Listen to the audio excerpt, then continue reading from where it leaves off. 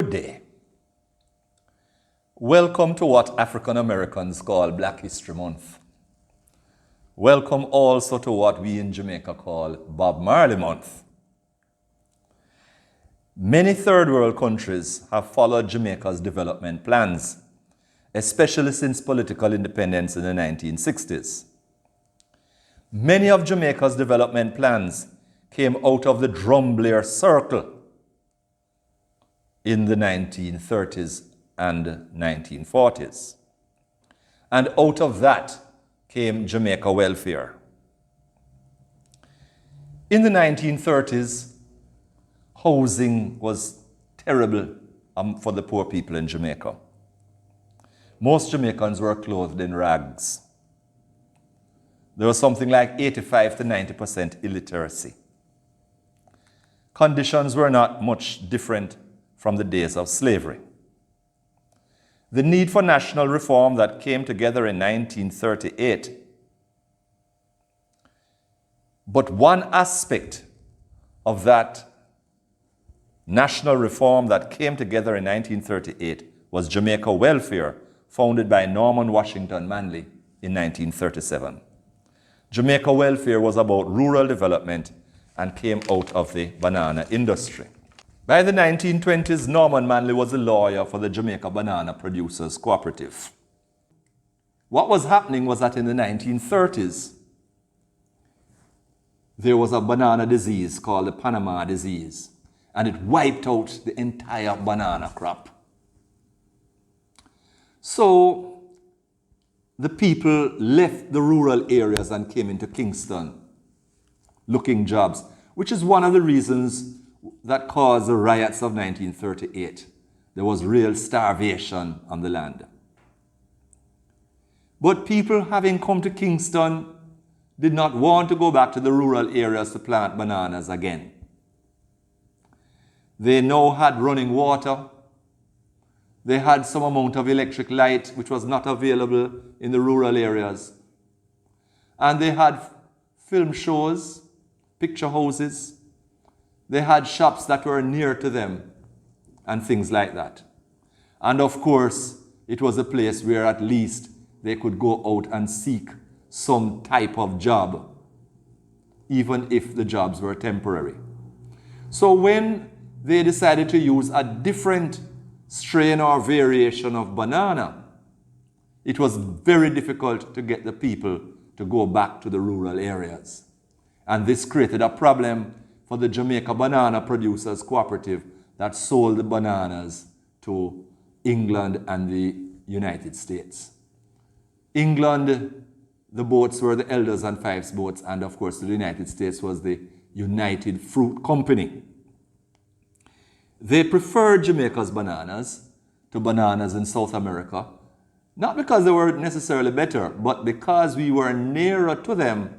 And in a day and age when there was no refrigeration, the bananas would not ripe on them so quickly. So they needed to plant back the bananas. And Norman Washington Manley came up with a plan.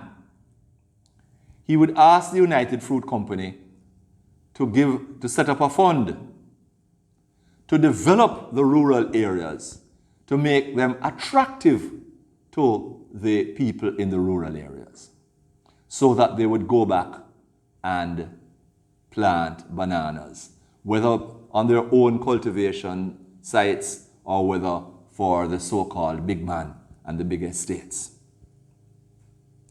So Norman Manley went to Samuel Zimory, and it was at the end of the discussion, because Mr. Zimory was not so much for it, that Samuel Zimory said, okay, I will give 1 penny for every bunch of bananas that is put on one of my banana boats.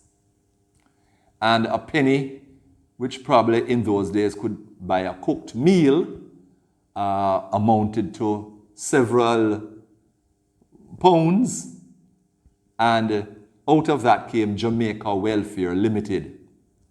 What they did was that they developed skills training. They had self-help housing. They had each one teach one literacy program. They had people learn how to make calico cloth for clothing.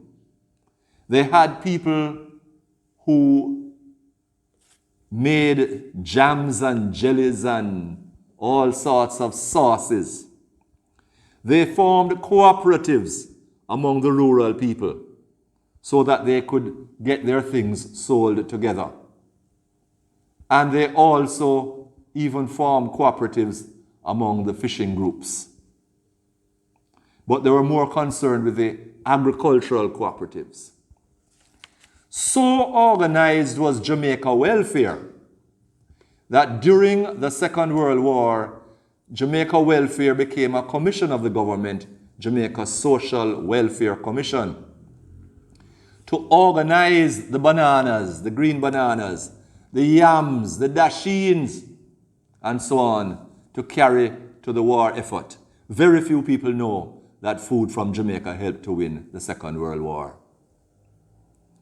And then, all the way in 1965, the Jamaica Social Welfare Commission, its name was changed to Social Development Commission when the Honorable, the late Mr. Siaga, Mr. Edward Siaga, was the Minister of Development and Welfare. Out of Jamaica Social Welfare Commission came the youth camps, where there was skills training. In later years, the youth camps became known as youth training centers. And when Mr. Siaga became Prime Minister, he called them the part of the Human Educational and Resource Training, or HEART program. But that is where it came from. The National Literacy Program that became the Jamaican Movement for the Advancement of Literacy Limited, JAMAL, came out of Jamaica Welfare Social Development Commission. The idea of housing, true, the first housing scheme in Jamaica came from the Roman Catholic Church in Homestead in Bamboo. But the first attempt at housing people by self-help housing came through Jamaica Welfare. So then now also the idea of organizing the music of our people. Before Louise Bennett was employed to Jamaica Welfare and went out there with an English professor to record on the old-time big reel tape recorders all of those songs like Go Down a Manuel Road, Gallant Boy, and Carry Me Akigwa Linstead Market, and Achichi Bodo, some of them are holla, some are ball. These were just songs that the peasants sang at Christmas because the upper class and the middle class found that infradig even to speak the patois more than to even sing those songs. And these were recorded by Jamaica Welfare. And Jamaica Welfare also employed Harry Belafonte to sing Jamaica Farewell.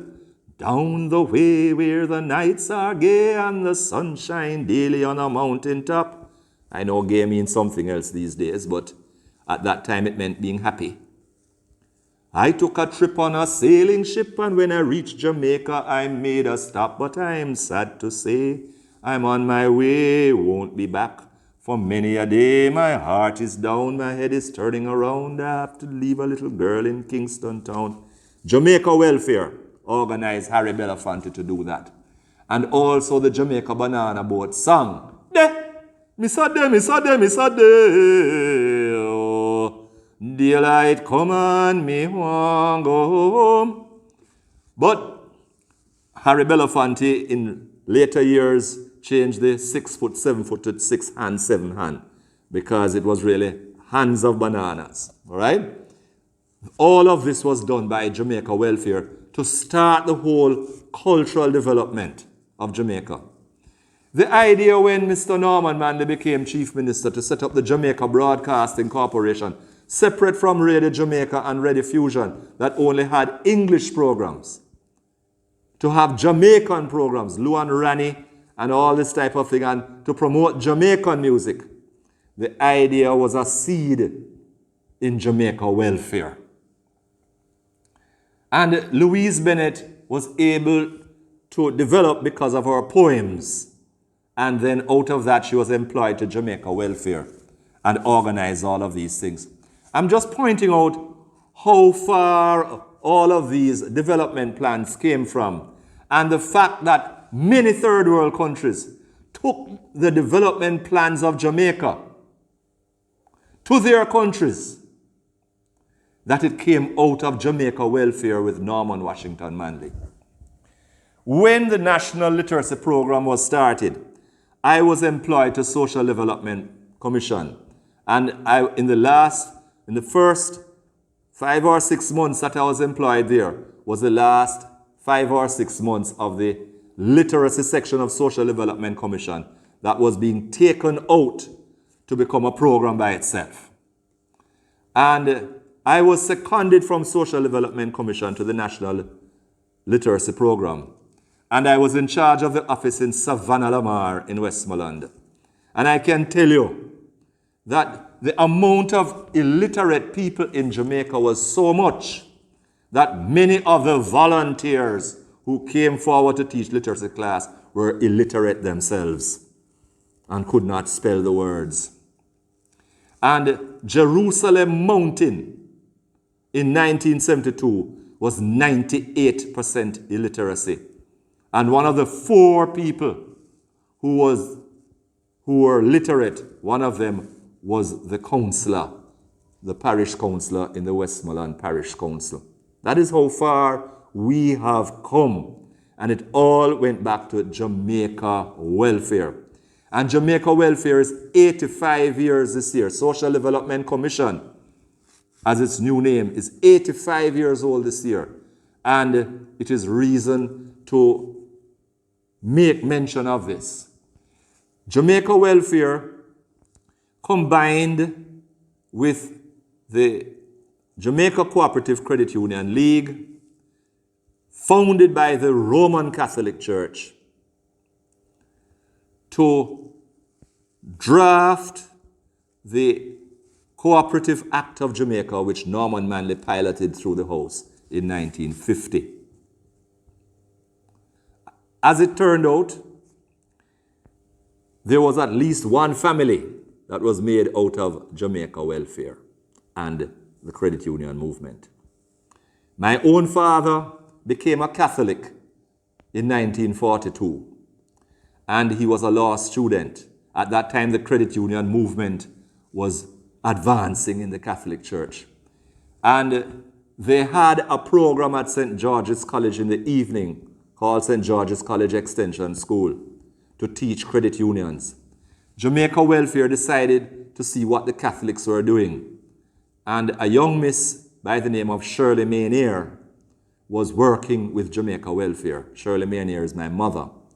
And she went down to class at St. George's to learn about credit unions. And my father was the teacher, and that is how they met. So the Jamaica College boy, my father, met the Woolmer's girl at St. George's College.